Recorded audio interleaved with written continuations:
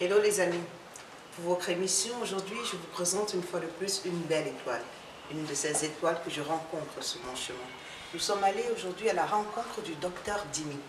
Ce n'est pas un médecin classique, c'est un praticien. Il a choisi de partager avec nous les secrets de ce qu'il appelle le mariage africain.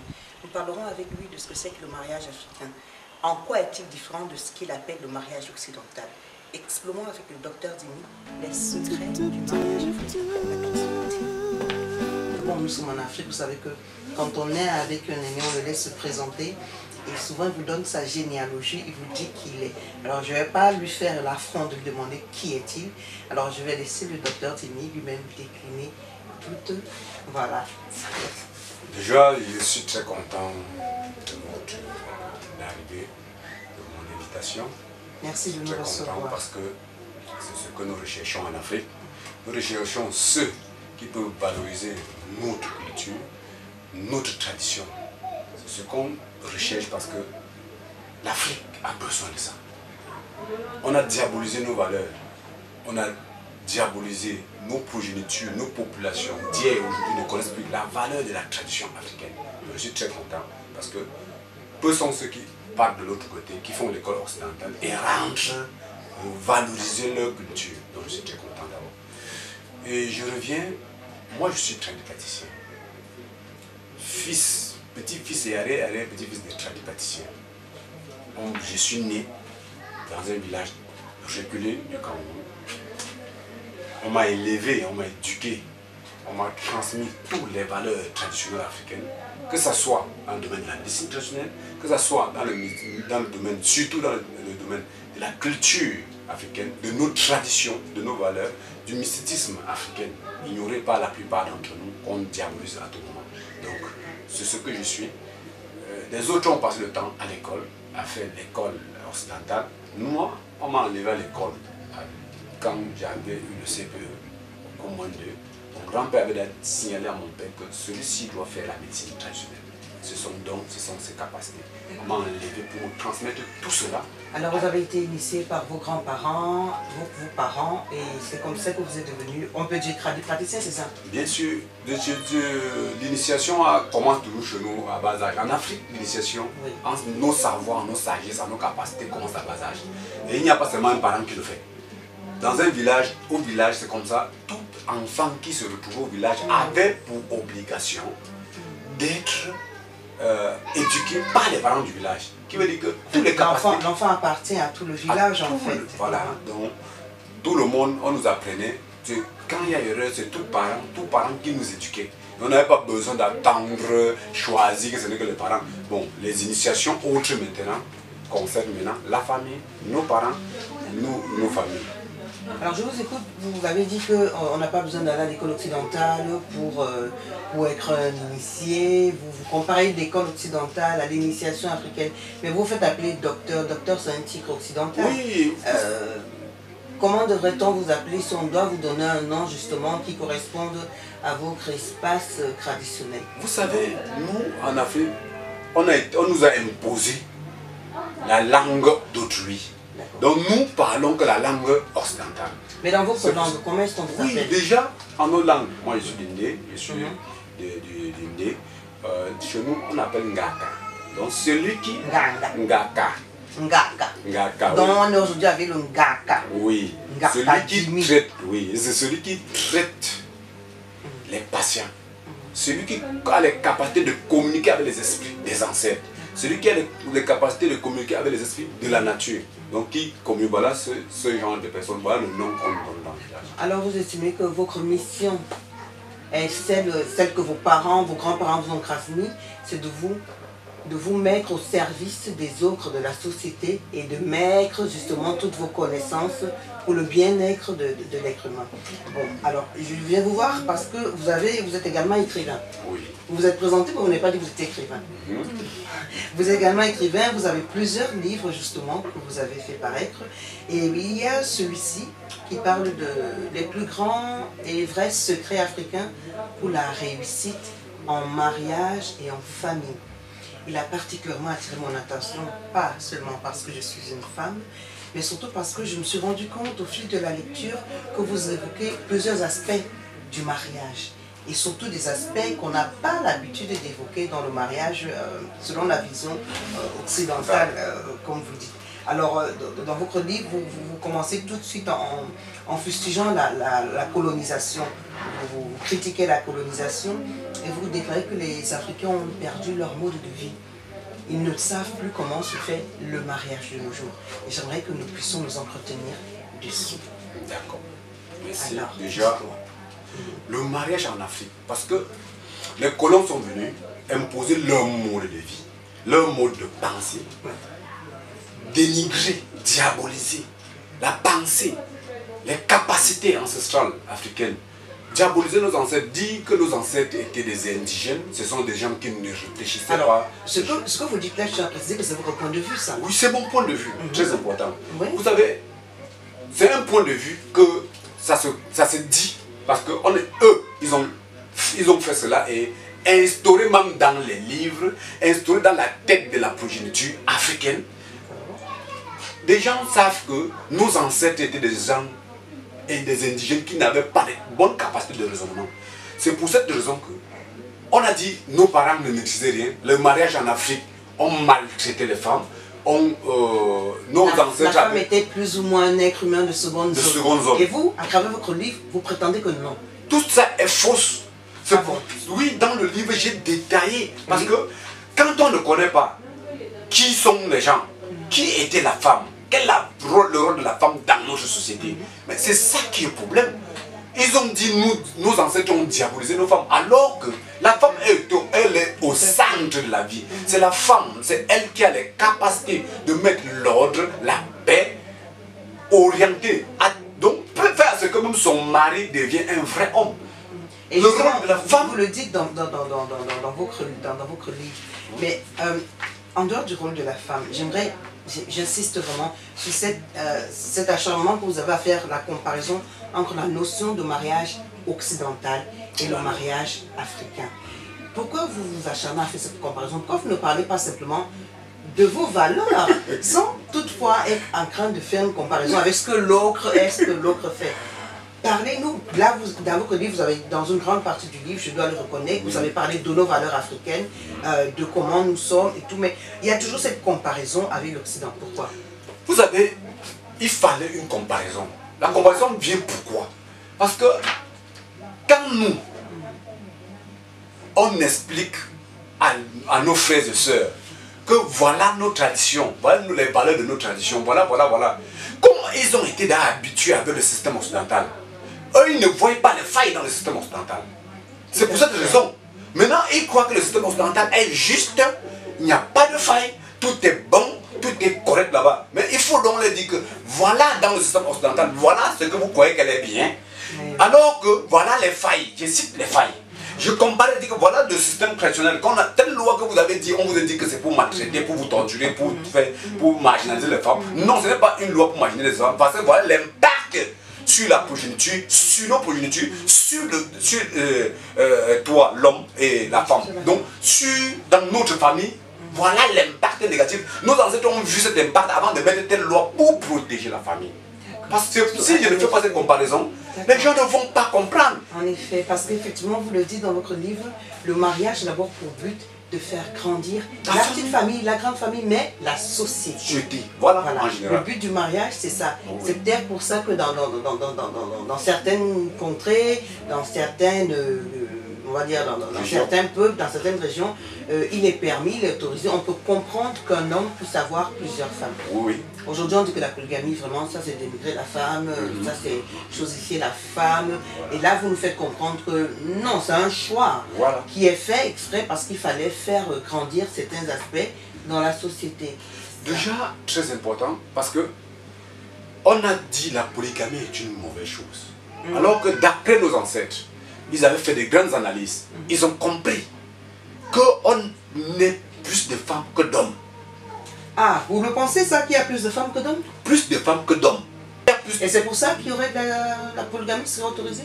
Vous avez vu, est-ce qu'au temps de nos ancêtres, quand il y avait plusieurs femmes, est-ce qu'il y avait des hommes qui ne restaient pas, qui restaient sans femmes? Il y avait toujours, tous les hommes se mariaient. Mais il y avait un homme marié plusieurs femmes, qui veut dire que d'après leur constat, nos ancêtres étaient des hommes qui analysaient tout. Ils ont vu qu'il y avait plus de femmes que d'hommes. Et si on ne prenait qu'une femme, les autres devaient être délaissées, elles ne devaient pas être mariées, et ça va créer le désordre comme ça se retrouve dehors maintenant. Trop de femmes qui n'ont pas d'hommes et il y a trop de bordellerie. C'est à cause de cela qu'il y a trop de femmes sans hommes et ça crée des désordre. Vous vous dites aussi que c'est un avantage pour les jeunes Africains de se marier très tôt. Quand on connaît les charges qu'il y a maintenant pour pouvoir entretenir un foyer, et vous invitez les jeunes Africains à se marier tôt, le plus tôt, dès qu'ils le peuvent. Dans le livre, j'aime attirer l'attention de tout le monde. Oui. Celui qui a les capacités de se marier tôt, le fait. Celui qui n'a pas de capacité, qui se sent incapable, ne le fait pas. Ne doit pas le faire. Celui, c'est un choix. Mais j'attire l'attention que quand tu ne te maries pas tôt, voilà les retombées négatives. Oui. Parce que si la vieille te retrouve que tu ne t'es pas marié tôt, voilà les retombées négatives. Je détaille pourquoi j'ai dit ça. Et quand on demande, même la polygamie, nos ancêtres n'obligeaient pas tout le monde d'être polygame. Non, c'est pas une obligation. Voilà. Donc, j'ai détaillé dans le livre pour dire que ce n'est pas une obligation. C'est si tu te sens capable. Voilà. Et maintenant, pour revenir à la question que vous venez de poser, se marier tôt. Se marier tôt veut dire quoi? Nos ancêtres n'étaient pas comme nous aujourd'hui. Les colons ont imposé un rythme, un mode de vie qui ne respectait pas les normes africaines. Qui veut dire, on envoie tellement les enfants à l'école, perdre assez de temps à l'école. Quand ils perdent assez de temps, ils ne peuvent pas réussir à se marier tôt. Parce qu'il a passé le temps à l'école. Au système africain, même la première femme de l'homme, d'un enfant, c'est son père qui dotait à lui. Quand deux fois on voulait marier, on demande, le parent jouait quel rôle? Vérifier si cette femme est une femme que tu peux vivre avec elle. Si le sang est compatible, la voyance démontre que celle-là, ça ne marche pas. Vous venez de soulever un aspect de la voyance, mais qu'est-ce que la voyance? Quand les parents disaient que c'est eux qui choisissent les femmes, c'est parce qu'ils devaient aller vérifier. Attendez, j'ai juste besoin de comprendre quelque chose, les amis, parce que là, moi, je venais parler de mariage et me parle de voyance. Je veux juste comprendre quel est le rapport qu'il y a entre le mariage et la voyance. Vous voulez dire que c'est une façon de savoir quel est le conjoint qui correspondrait le mieux à son enfant? Oui, le mariage, la voyance entre directement dans le mariage. On doit se rassurer si cette femme a un bon comportement. Ah oui. Est-ce qu'elle doit tenir? Il y a des gens qui ont dit qu'il doit mourir vite. La voyance démontre que cette femme-là doit mourir vite. Ou ton mari-là doit mourir vite. D'accord. On esquive. Si le taux, si le sang ne concorde pas, et on regarde tous ces aspects de l'avenir du couple. C'était l'un des secrets qui fait que les mariages de nos grands-parents étaient justement... tenaient longtemps. Ça tenait parce qu'on se rassurait. C'est une femme qui doit rester avec toi. Si c'est non, c'est non. Si c'est oui, c'est oui. Et quand c'est oui, il n'y a pas faute. Aujourd'hui, c'est quelqu'un qui dit j'aime ma femme, elle est belle, elle est couple que je veux, elle se comporte comme ça. Mais fin de compte, il constate après que peut-être ce n'est pas ça. C'est pour cette raison que... Donc vous nous invitez à revenir à cette méthode, à cette façon de faire ancienne, si on peut dire ça comme ça, la façon africaine, passer par la voyance, enfin pour mieux vivre. D'accord. Pour réussir, on n'a même pas de choix. C'est le système africain qui est bien. Alors il y avait cette étape, après il y a maintenant l'étape de... Après il y avait la dot. Voilà, la dot que vous voyez, c'est ce qu'on appelle maintenant le mariage. Le mariage en Afrique, c'est la cérémonie de l'union des deux ou trois ou quatre familles. Oui, parce que souvent... c'est une famille. Quand on parle du mariage, Au système occidental, on dit je me marie entre... le mariage c'est l'homme. Cette comparaison. Oui, c'est une comparaison parce qu'il faut attirer l'attention de nos frères et sœurs. Vous voulez à tout prix comparer parce que la société d'aujourd'hui, elle est... Si on ne compare pas, ils ne vont rien comprendre. Donc je suis obligé de comparer. D'accord. Voilà. Au système occidental, on dit on se marie, c'est l'homme, le mari c'est le père, le mari, la femme et l'enfant.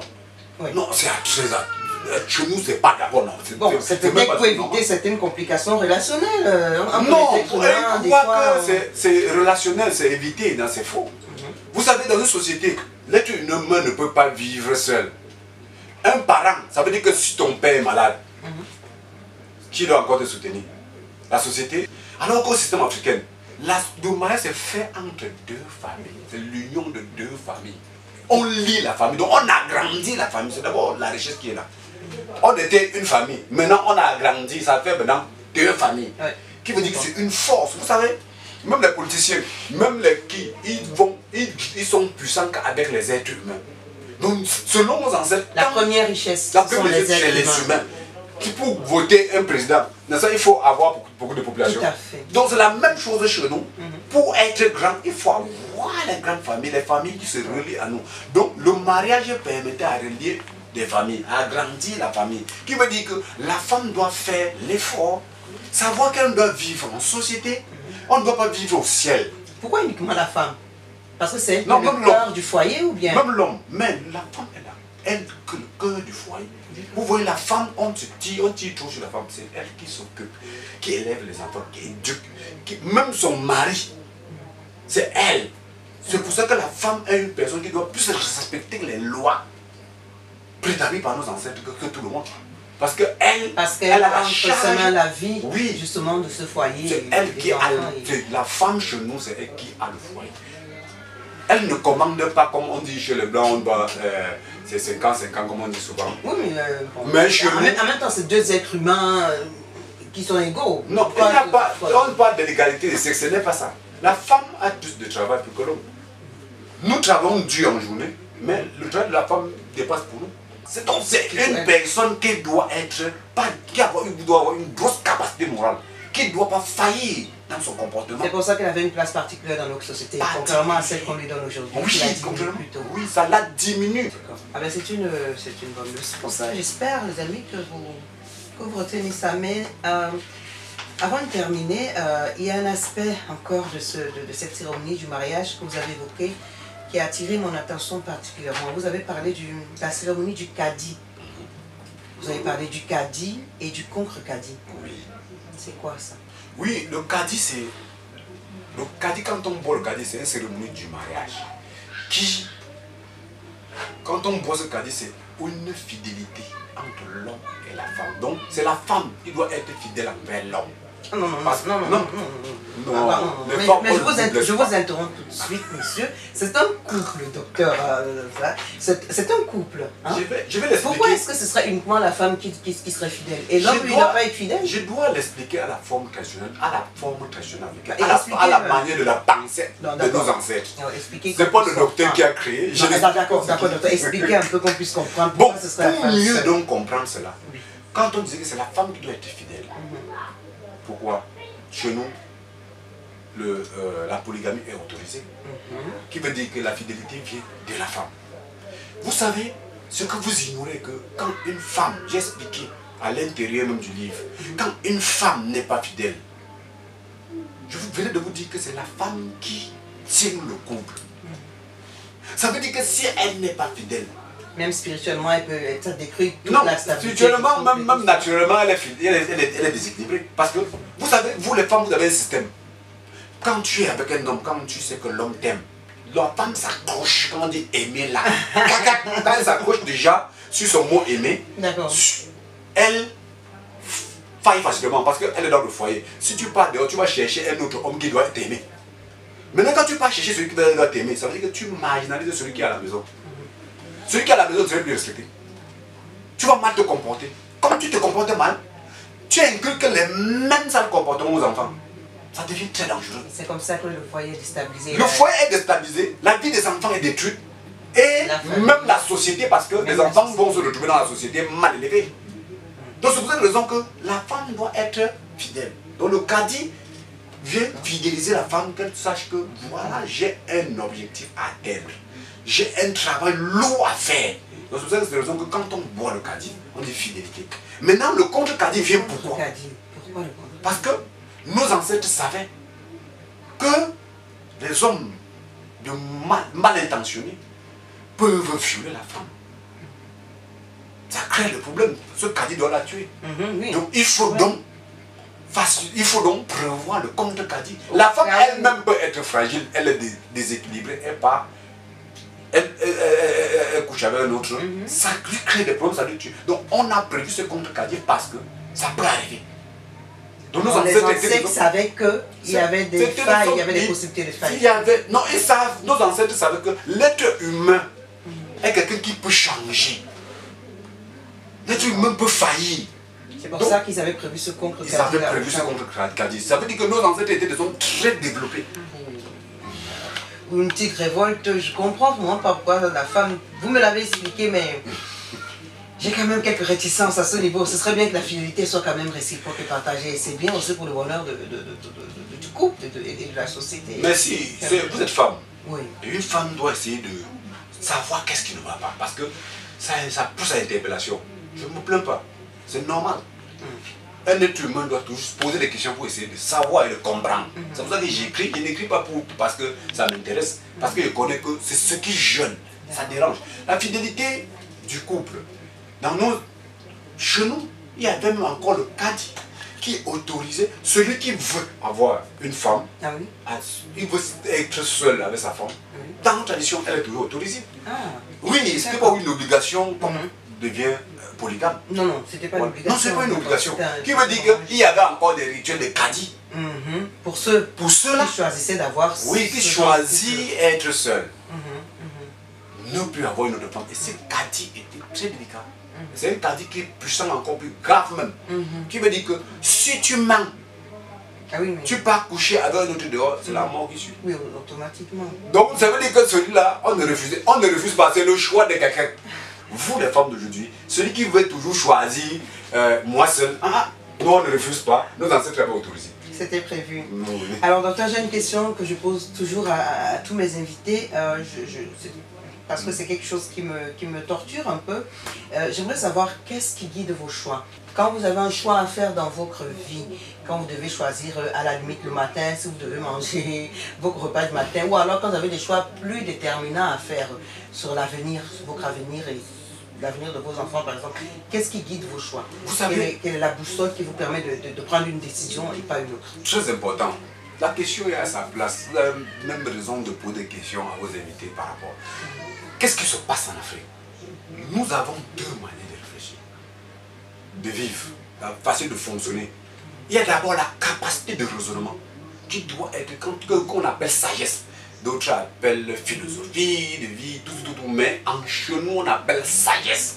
La sagesse ancestrale africaine nous permet de connaître ce que c'est que la terre, les impacts négatifs de la terre créés par le vrai Dieu.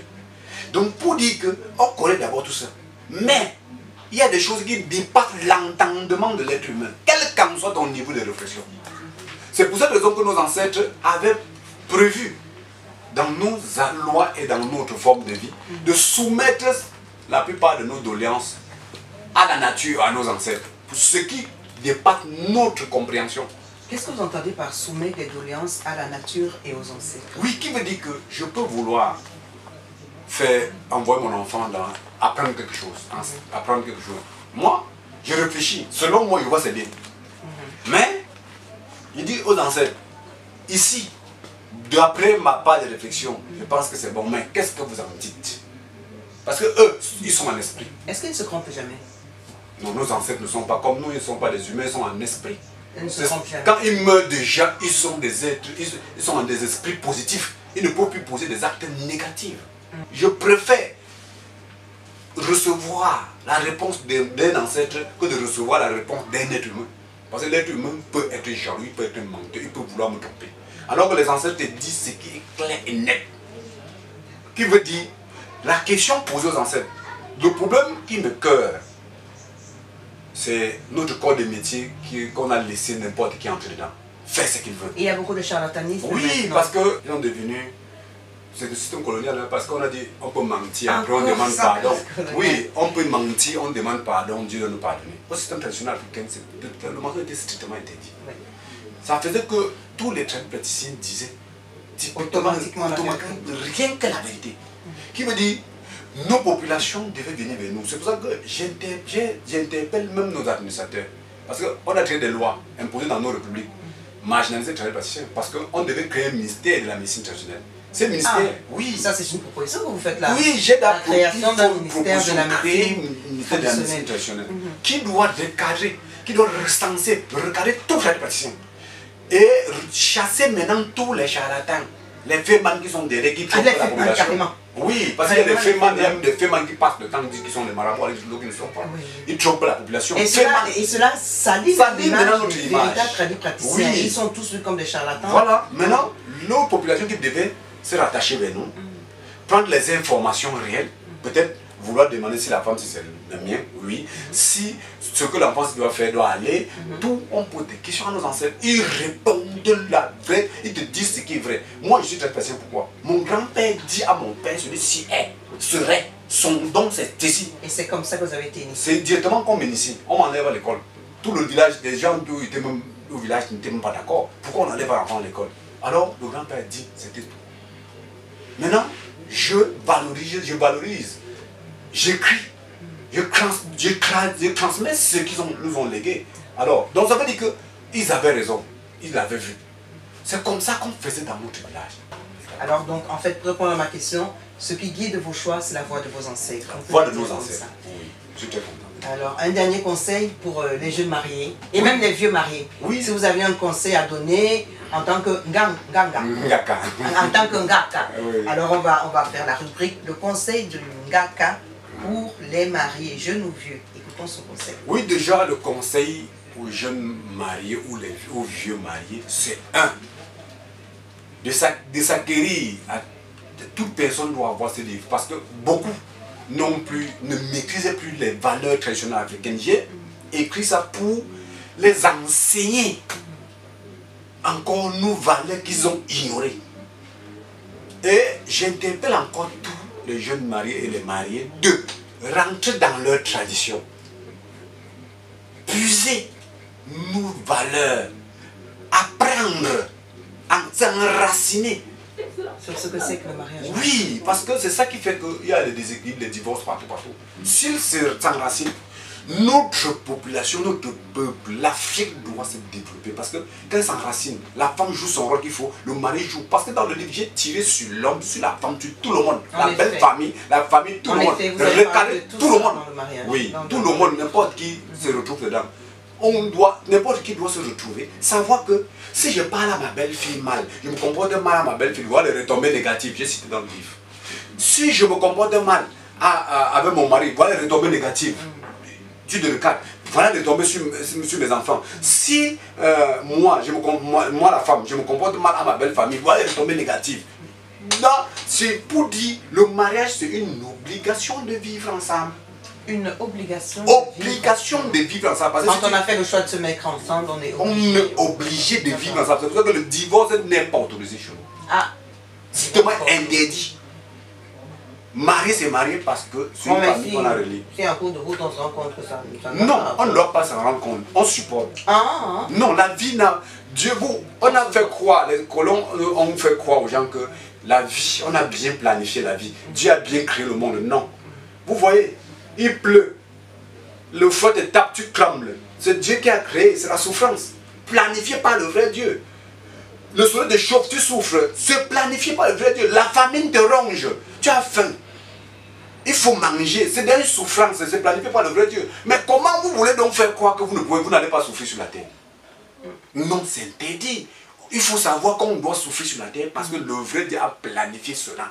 D'accord. Donc, faisons l'effort de vivre ensemble parce que si ton mari a failli, pour supporter. Chérie, comme tu vois là, vraiment, vous essayez de vous entraider ensemble et vous recadrer et remettez-toi à jour. Parce que si tu laisses celui-ci, tu trouves l'autre. Si vous ne savez pas de vous comprendre, ça va toujours être la même. Ça va être un tourisme de... On doit s'arranger à supporter. On se supporte seulement. La vie est faite ainsi. Il y a le bon et le mauvais qui arrivent, mais on se supporte et on s'entraide. Tout marche. Voilà.